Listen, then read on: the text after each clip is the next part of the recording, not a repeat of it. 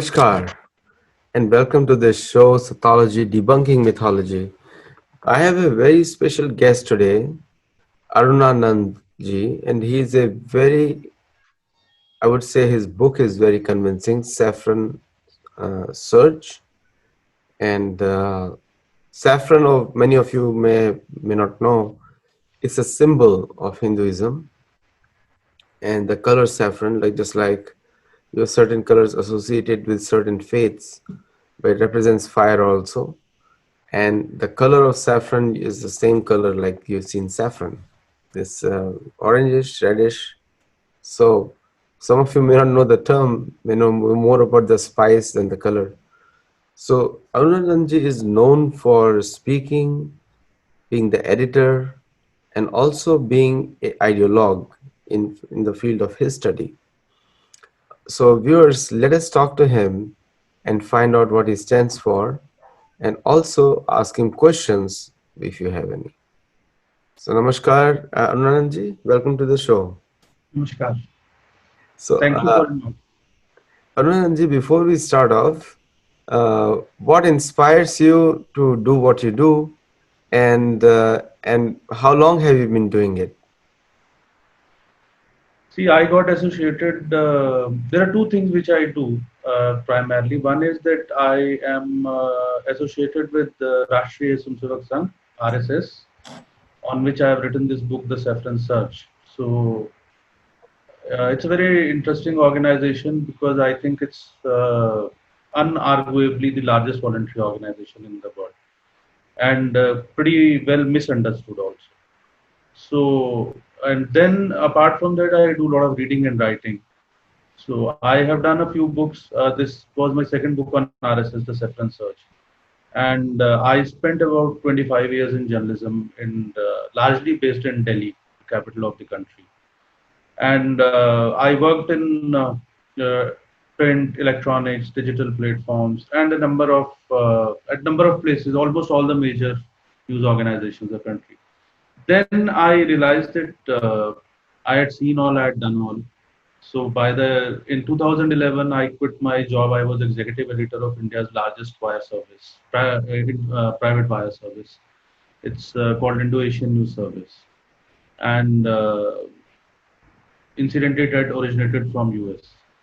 So then, from then onwards, I was for 2 years I was media advisor to the Union Health Minister, who is currently the new president of Bharatiya Janata Party, which is the ruling party.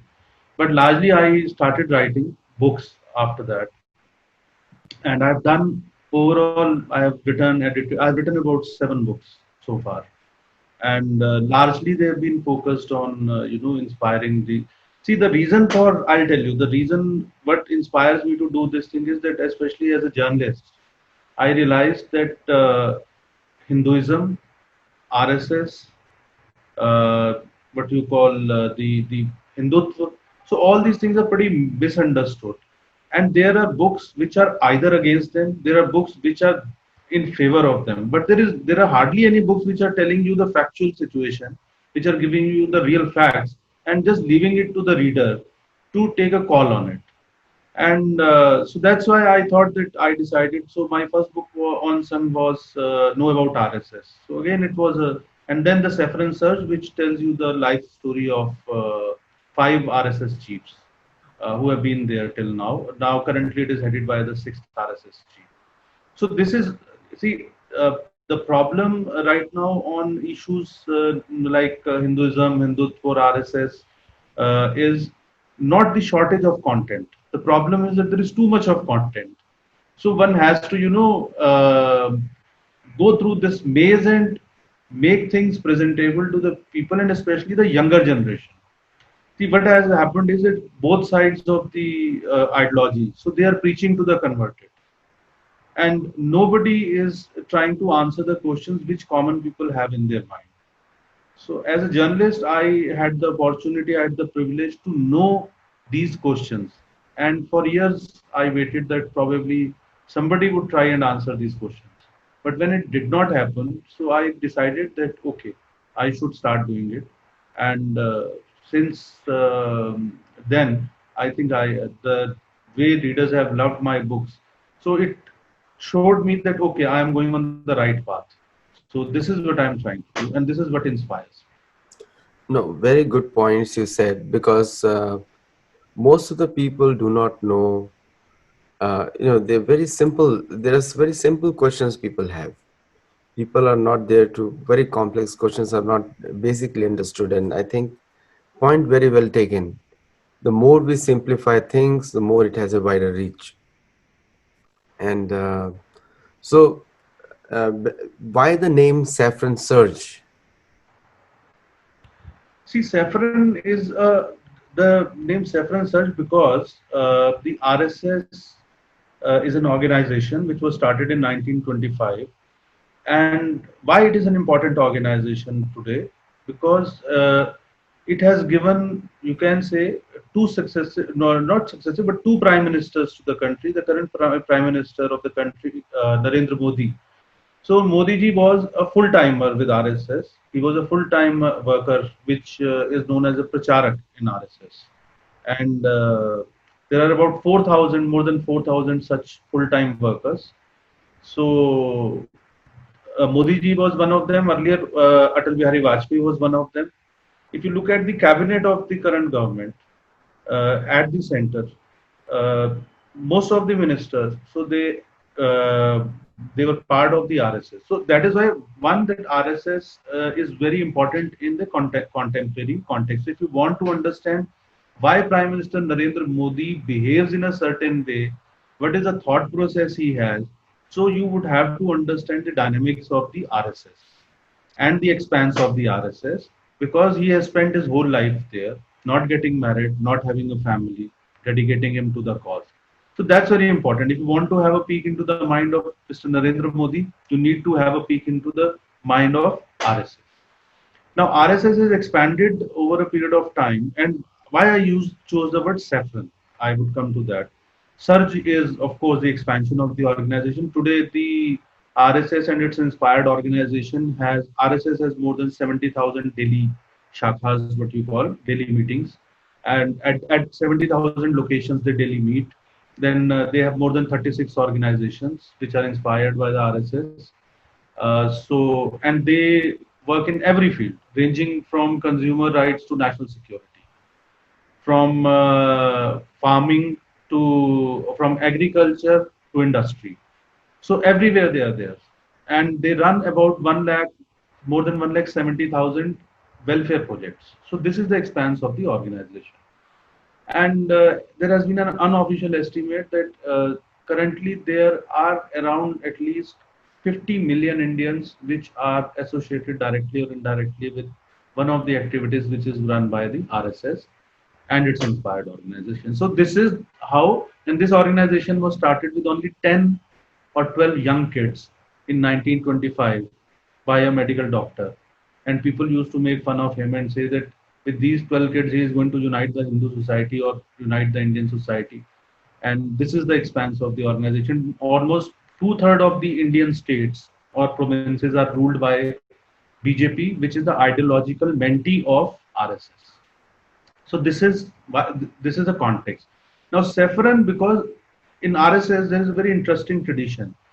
When it first started, so a decision was taken that the supreme power, you can say, or the guru or the master would not be an individual, and the the guru would be the saffron flag, which they fly every day on 70,000 different locations.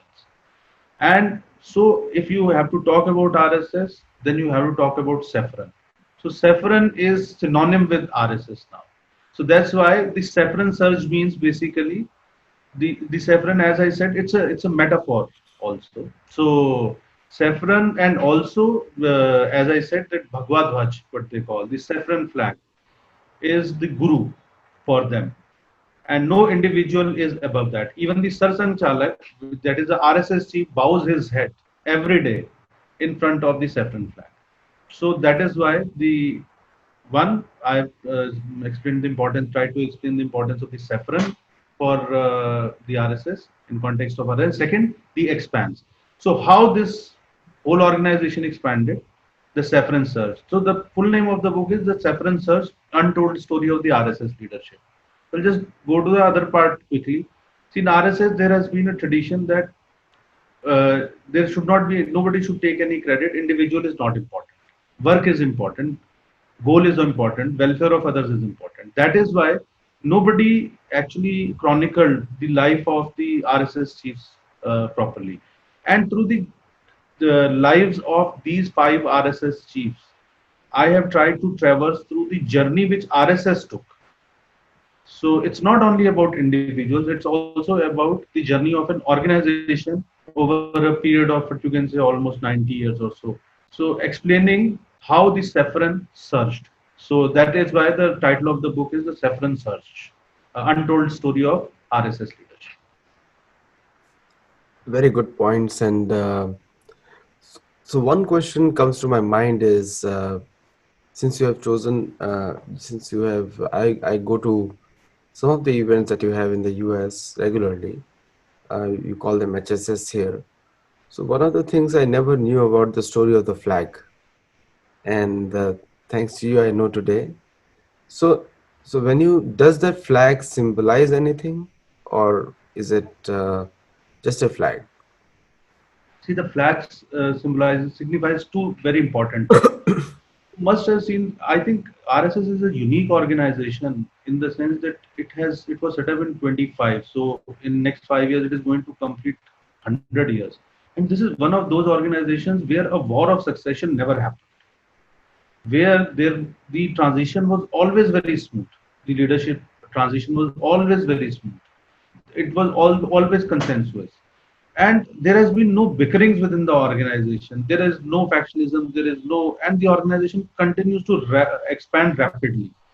So, in fact, it has covered almost 30% of the population currently, and it is expecting that it will take a few more years to reach to every Indian. But the why this has happened? It's because of the saffron flag.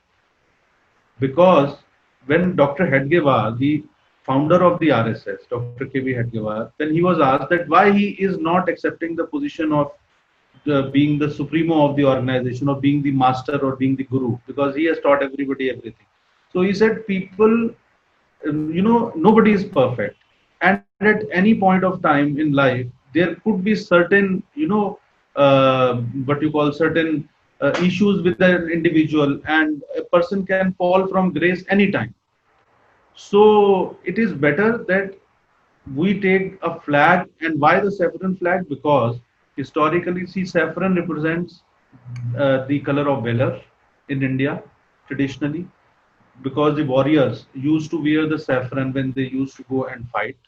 And then saffron is also the color which is which is their which symbolizes sacrifice, because the saints or the ascetics in India, so when somebody goes for sannyas, or when somebody leaves everything and becomes an ascetic, so they wear saffron robes.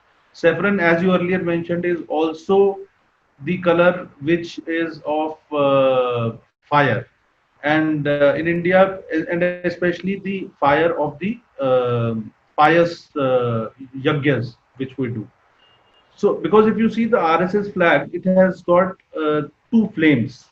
It is a two flame shaped flag. So that shows basically, the worshipping through the fire, in which all the wrong things, or all our what you may call all the fallacies, and all the challenges which we have at the individual. So all of them should go away. They should burnt out, and that, and we should come out in a very pious manner. So it's a metaphor basically. So, and saffron has been a, from Lord Rama to Mahabharat, in every major battle, India always had the saffron flag was always there. So saffron flag is a core of the, what you call, the cultural tradition of India. And when you are going to try and revive that, so nothing more better than that. And the other reason I've told you, that they considered it to be guru, because an individual can fall from grace, but the saffron flag would continue to inspire generations after generations. Sometimes, for the viewers, people who may not know about RSS, it's a purely voluntary organization and which serves voluntarily. You will see them everywhere. Whenever there is a natural calamity in India or emergency, then the first people to reach there are RSS volunteers. What is their spirit? Because it's so heartening to see even the COVID-19, uh, people were, the RSS volunteers risked their lives and they were at every place, everywhere. Other than RSS, I could only see temples, Swaminarayan and ISKCON, all these few temples were there. So, what is that spirit? See, I'll tell you, to understand RSS at one level is very complex, but RSS at one level is very simple to understand. There are three keys which tell you why RSS does what it does, or why the RSS volunteers do. These are the three basic tenets, or four basic tenets of the RSS ideology. The first tenet is the ultimate aim of the RSS is that the the Indian society, the Bharatiya society, should attain its potential, which and then it should show the way to the rest of the world, because we consider Vasudhaiva Kutumbakam, which is in Sanskrit, which is called the whole world is one family. So India wants to show the way to the world how to realize the potential of every individual human being. That is the ultimate aim of the RSS. Second thing, the RSS considers that in this society there are only two kind of people. One are those who have already joined RSS, and the rest of those who are ultimately going to join the RSS. So nobody is our enemy, no one. And the third tenet of this ideology is that whatever is good is being done through RSS. RSS does not want to take any credit for it. RSS only prepares volunteers by training them physically, mentally, intellectually, and spiritually to become good citizens, to become good human beings. And so, whatever being is done, as you said, the RSS volunteers, RSS never takes the credit for that. So, that is because the problem begins, when people start taking credit. So, RSS does not take credit. And then the last and most interesting tenet is, and some people say, it is too good to be true, but that's the fact. That is the real spirit. That when our ultimate goal is achieved, that whatever our goal is, then RSS should vanish from the earth. And when history is written, nobody should ever even take the name of RSS, because whatever has been done by the society. RSS has only been a catalyst. What a beautiful objective that you have, and also the number of organizations that have spawned through that ideology. I see Seva all over the place, Seva International, and I see other groups coming up. Ekal Vidyalaya is very famous, and beautiful projects. And so now coming back to the education a little bit on more on the education.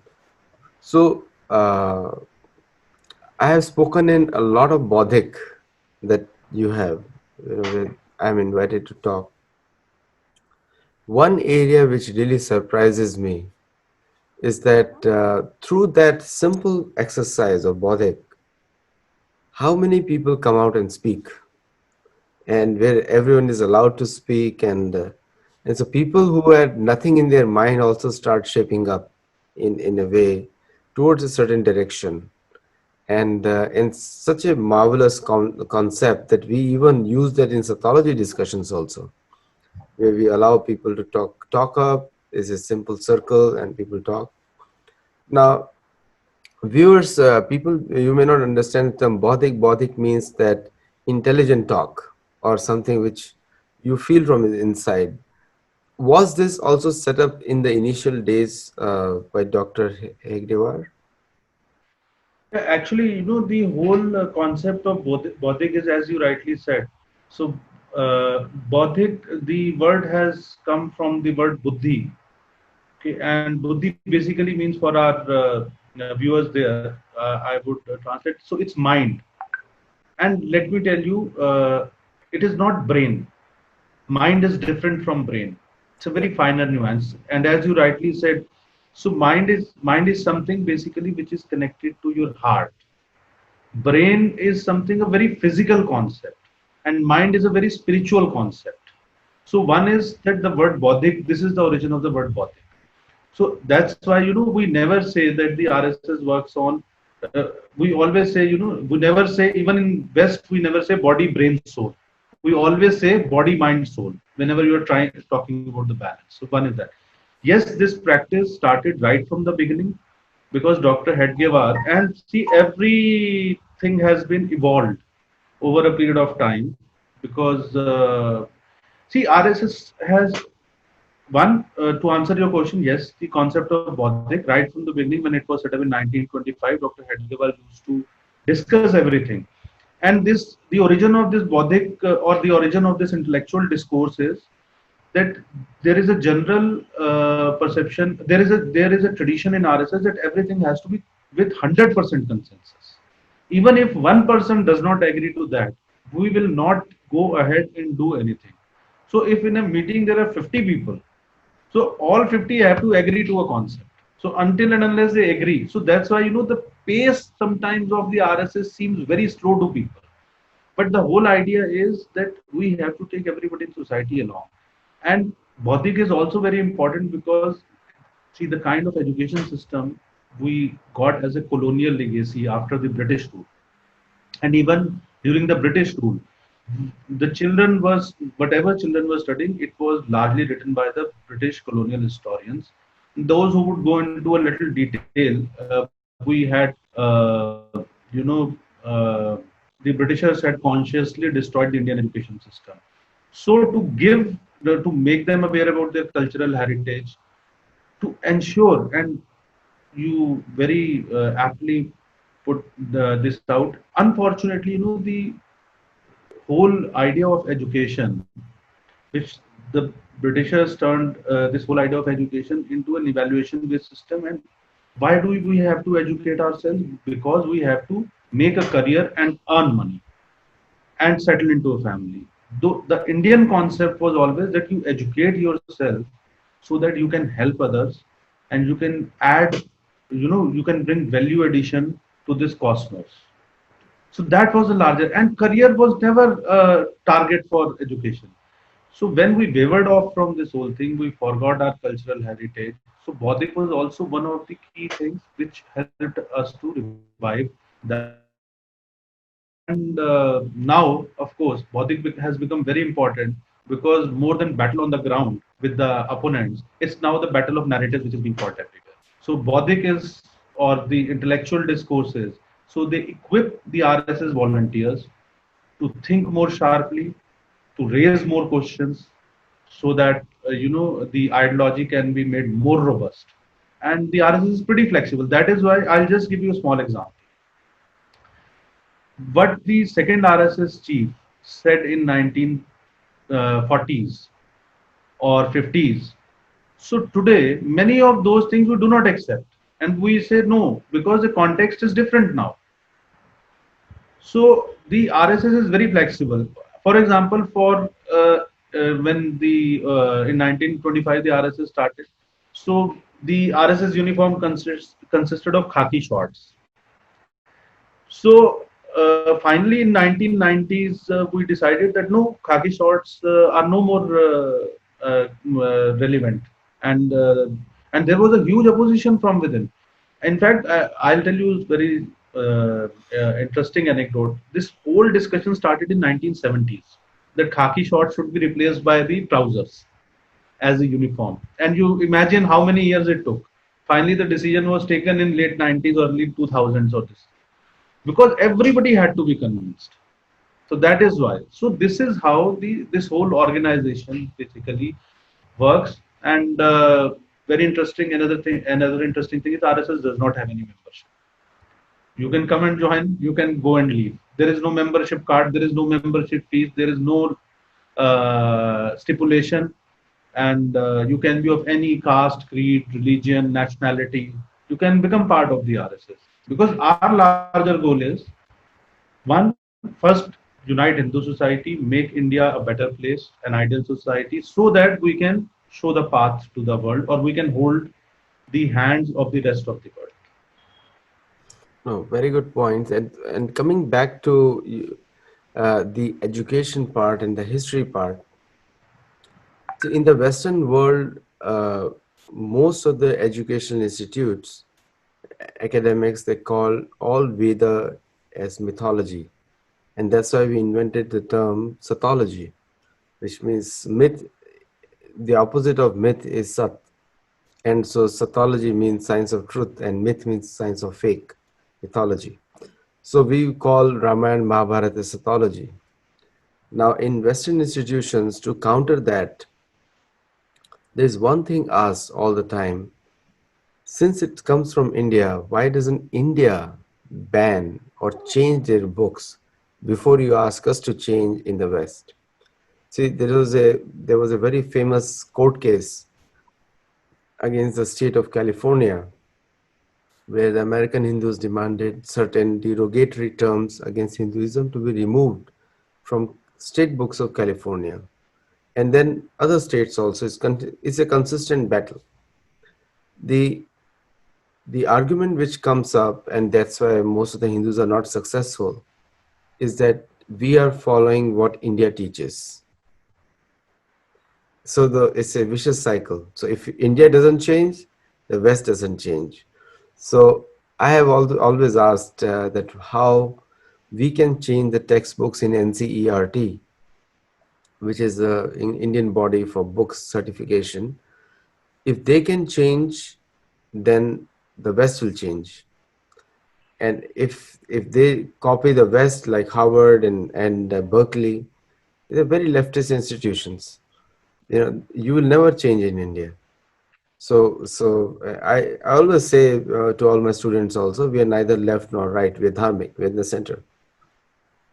So where does that can you let me ask you this in a different way? How can you effect a change in the textbooks in India, which also refer to Ramayana Mahabharata as mythology, which means fake? So if you are not teaching there as truth, then how can the world accept it as truth? Have you had any program related to that? Yes, first I'll tell you the program, and then I would share some thoughts on this. Rather, I would start with this thing. That actually, the educational institutions, the top educational institutions across the world, I have seen, whether it is Cambridge or whether it is LSE or whether it is Oxford, as you rightly mentioned, Berkeley, Harvard, you have surprisingly there is a domination of the left in all the major educational institutions. That has been a tradition, and again, it's a vicious circle. They ensure basically, that generations after generations, that tradition, that cartelization is carried forward. Anyway, coming back to this thing, see, there are two or three things happening. One is that in India there is a challenge. One challenge is that education is a state subject. So the center cannot impose its will on all the states, because the states also bring out their own textbooks, right? So and it's a federal structure, and we don't want to thrust anything, and the basic Hindu, what you call the basic Hindu thinking is generally, or the basic Hindu ideology is generally, that an average Hindu does not like to thrust things down somebody's throat, even for the rightful cause. But we have two or three organizations which are working on it. One is that we have an Akhil Bharatiya Itihas Sankalan Yojana, which is basically a body for rewriting the history, which has scholars, and they bring out number of publications. They also keep track of what is being written in the NCRT books, in school textbooks, in university textbooks, and wherever needed. They have also gone to court, and they have won a number of cases where a number of texts have been removed from the university curriculums and the schools curriculums. Then we have another organization. It's called Bharatiya Shikshan Mandal. So I will broadly translate it. It's basically, it's a Indian teaching, you can say, body, Indian Teaching Association. So it largely deals with the professors. It has opened branches in almost every university campuses, and it organizes seminars. It tries to, so a whole narrative. This whole thing has been carried out not over the last 70 75 years since India got independent. This whole false narrative or fault lines which were created through the curriculums, wrong curriculums. So they started way back when the Britishers came here. They realized that what they need to do is to attack at the culture and heritage of the country if they really want to, capture the nation. So this is what they did anyway. So after independence, because there was left-oriented governments here, though Congress was a centrist party. So to cut the long story short, there are Bharati. We have 3 4 organizations which are working on it. We have done considerable work, but the target is so huge. Also, as soon as in a state, the BJP loses power and the opposition comes to power, so they immediately change the textbooks. So we are back to the square one.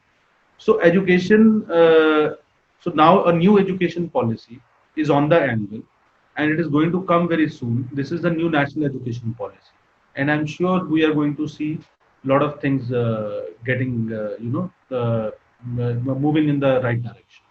So, but it's a slow process. See, India is like an elephant, everything, and then there is bureaucracy. So it takes time, and there are checks and balances also. Since somebody goes to the court, and in courts also, it takes a long time here to sometimes to this thing because the number of cases are pretty high. So all these things are there, but yes, very quietly without making any noise, a lot of considerable work has been done. And the good thing is that we have more than 100 publications which we have brought out after doing authentic research, busting the old myths. I would just tell my viewers, share that there's an online platform called Hindu eShop. So on that there is a collection of all such texts which, if they want to order. So and the Twitter handle is also Hindu eShop, and so you can, you don't have to wait through different books. So these books are filtered, and then the specific kind of books are kept there, which tell you the real narrative. Great points. And I think you have, as an organization, you have produced very, very good leaders. As I must say that the two Indian chief ministers particularly come to the mind, Shivraj Singh Chauhan and Yogi Adityanath. You want to come on our show for educational purposes very soon. And also you have the Prime Minister, and really I like the Home Minister. We really like some of the best leaders India has ever seen has come from your organization. So uh, my last point, and we'll end the discussion, and this is a question from one of the viewers, is that when you are working against so many odds, we can already feel it when you're describing the questions, that you have too many odds working against you as an organization. Then where is the surge? See, the surges in terms of, there are there are many odds which we have overcome also. So the kind of odds which we have overcome, I'll just give you a small example. Uh, as I said that there is not even a single field right now in this country. There is not even a single district in this country where we do not have a presence. And when I say presence, it is not on paper. As our host suggested that anywhere, if any help in the society is required, so then we are there. And I think that is one of the odds which we have, uh, come over. So this is so, and it's a constant Hindu this thing, philosophy, you know that charaveti charaveti, just keep on moving and keep on moving. For us, the journey is the destination. So Beautifully, this is what inspires us. no, beautifully put, Arun Anandji, and thank you so much for your time. And Thank viewers, I you. think you're really enjoying it. Many viewers watching it. It's the first discussion they have ever heard, some of them. And it was regarding an organization in India, social organization, which is doing remarkable work. And you can see it in the live after a few days. on YouTube where you can comment on it. Anandanji, I wish you the very best and would like to call you again for another topic, this time more about your work and and what you have been doing, more about that. So, viewers, thank you so much for joining today. And Arunanandji, as usual, a great pleasure to meet you and also Thank you. to hear you. Namaskar.